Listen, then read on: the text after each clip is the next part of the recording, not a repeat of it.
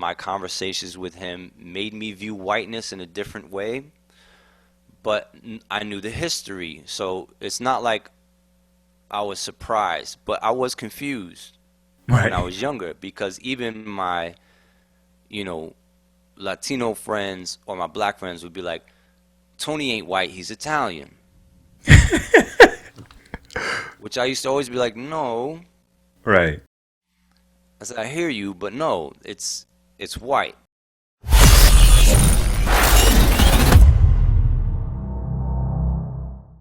You know, I think my overall the awareness of culture, the experience of being accepted into something like hip hop has taught me to survive, especially living in Philadelphia. Um, you know, I mean, I was in Southwest Philly. I moved around West Philly for a while, Mm. and you know, I think people assume that I was gentrifying the neighborhood if they see me walking through there. Wow. And that's been a few times. I remember just going to the train, taking the L, going to the train, and they just looking at me like, "Fuck is he think he's doing?" I'm like, "I'm going to the train. I live right here." You know? Right.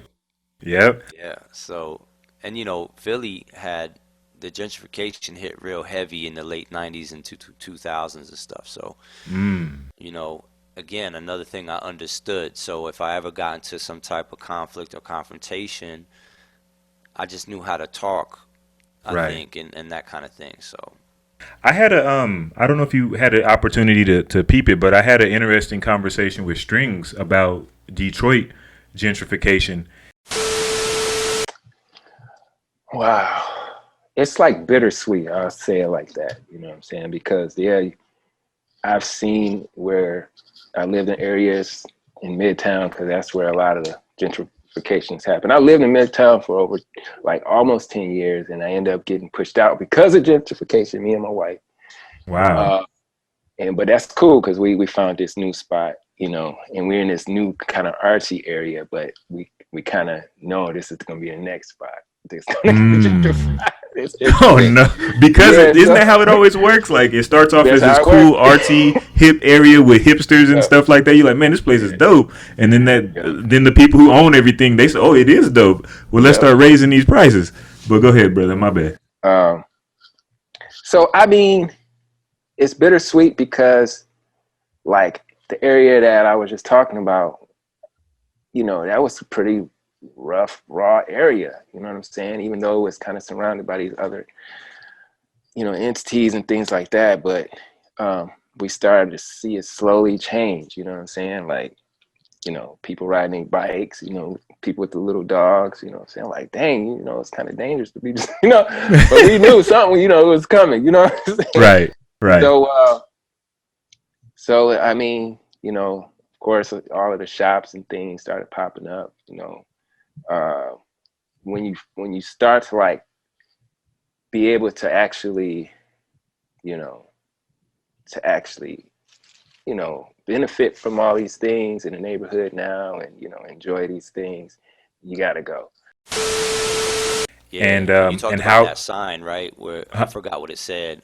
Oh yes. It was like a There billboard. are black people in the future. Yeah, wow. Yeah. So what I was gonna ask you is, do you remember from being in Philly during this era, like how it altered the hip hop scene? Were some of the prominent spots? Because gentrification usually kills whatever the current culture is there. Yeah. Did you see like clubs shutting down or like hip hop spots going away, or you know what I'm saying? I think I caught the end of a really good era in hip hop in Philly by the Mm, time I moved there because it wasn't until end of 99, 2000 that I moved there. And I know the mid to late 90s was dope.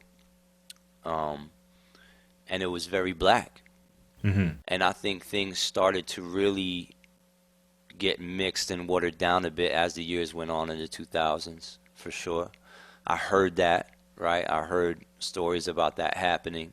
Right. I watched places go from this is the spot to we don't have that spot anymore, you know. Wow. for numerous reasons. And I watched that city turn to something kind of bougie, if you ask me. Like, if I look at it now, I'm like, damn, this kind of turned into like, you know, Brooklyn or something. Right.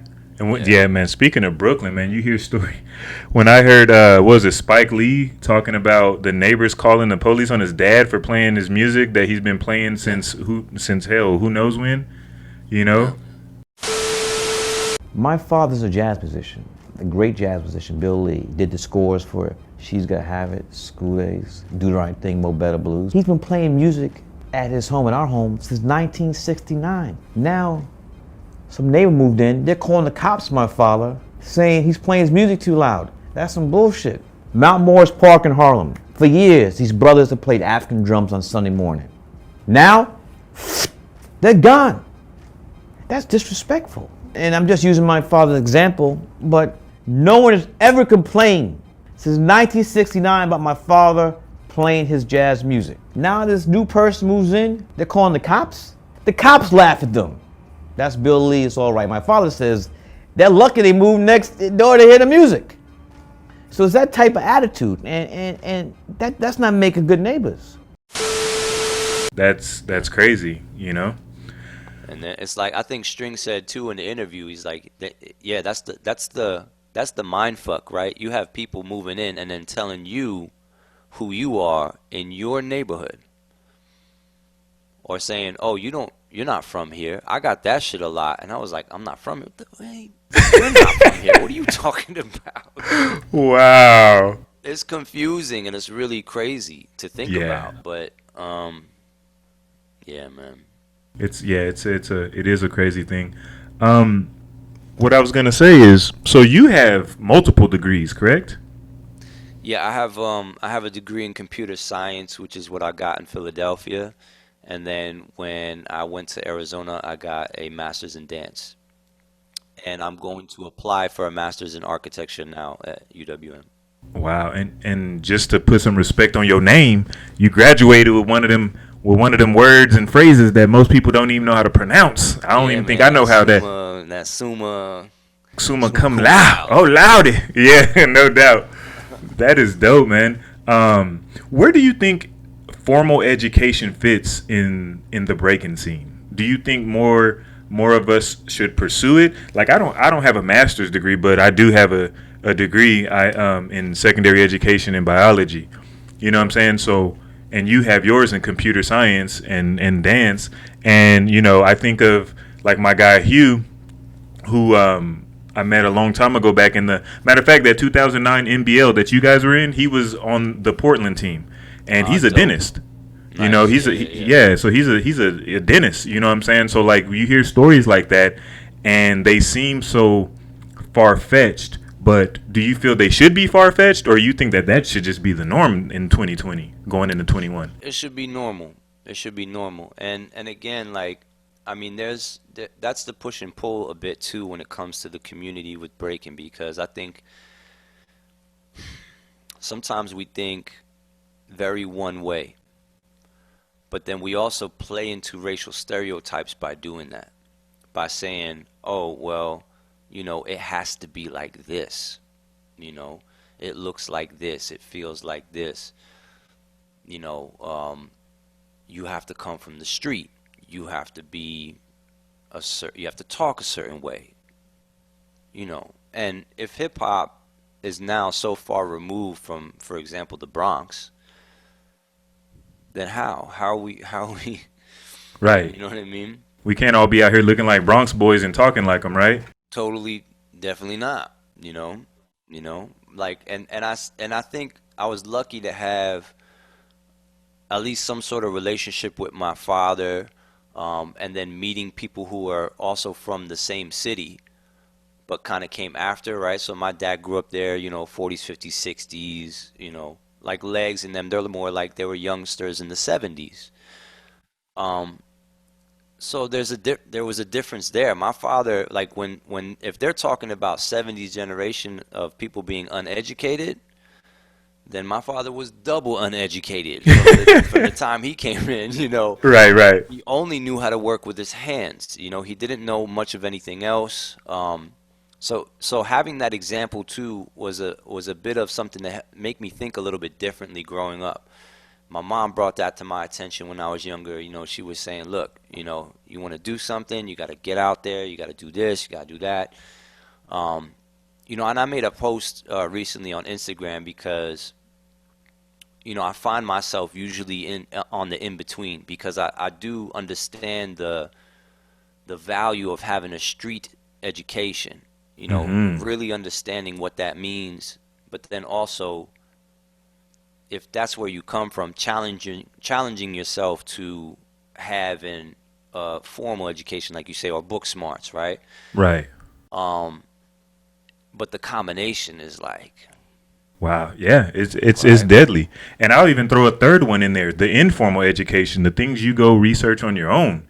You know what I'm saying? Like, so if you got the street knowledge, the formal education, and then the informal education, then, you know, you can do some amazing things, man. I 100% agree with you.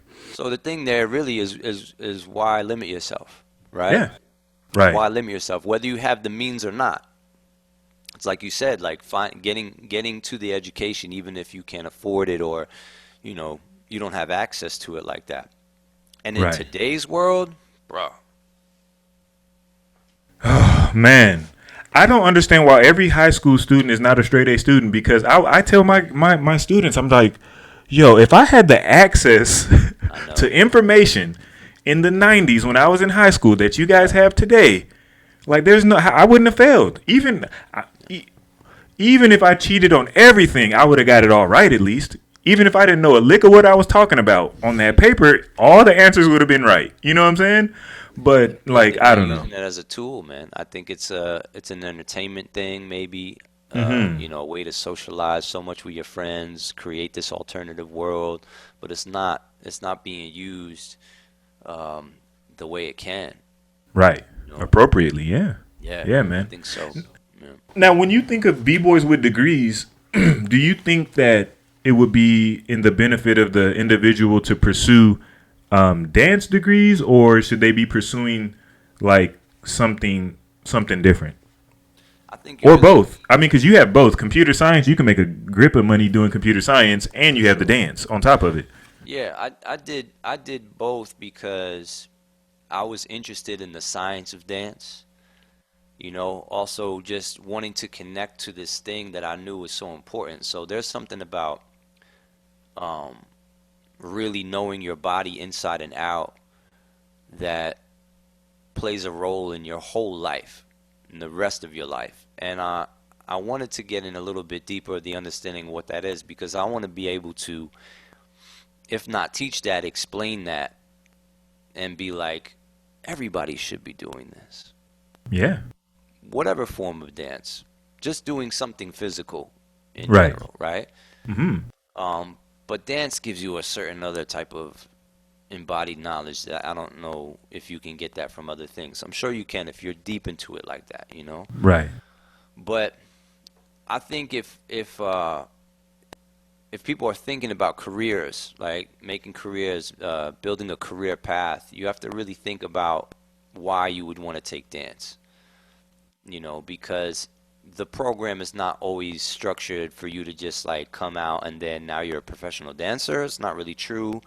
In terms of training and rigor, we don't have that in dance departments like that. It's more based on study and you know, deconstructing, they say. So it's like, you know, unlearning what you've learned, all that kind of stuff. You know what I mean? Breaking stuff down. Basically. No doubt. So if you're trying to be a better dancer, I would not go to school just yet. I would go out and dance if you want to be a better dancer. No doubt. It's like this concept of we're all in this together. Mm-hmm. I think if you approach it in that sort of way, then you do understand that there's an individual approach, but then there's also a collective movement towards something.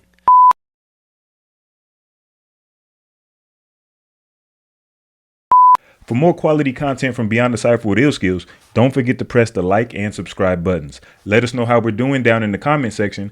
And to make sure you don't miss anything from the channel, go ahead and smash that notification bell. We appreciate the love and support so far. So peace until the next episode. Bam, bam, bam, bam, bam.